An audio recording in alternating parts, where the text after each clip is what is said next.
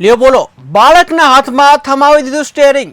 વડોદરામાં જોખમી સ્ટંટનો વધુ એક વિડીયો વાયરલ થયો છે, જ્યાં બાઇક પર 3 સવારી સાથે કાયદાનો ભંગ ઉપર જોખમી સ્ટંટ પણ કરવામાં આવ્યો।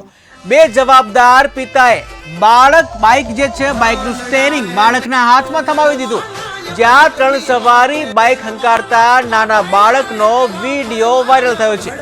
ત્યારે નાનું બાળક પૂર ઝડપે હંકારી રહ્યું છે બાઇક। ત્યારે viral video Karelibaug Amrapali complex નજીકનો। જો બાળક સ્ટીયરિંગ પરથી કાબુ ગુમાવે તો સર્જાઈ શકે છે મોટી આફત, જ્યાં પોલીસ બાઇક ચાલક સામે શું પગલાં ભરે છે કે કેમ તે જોવું રહ્યું।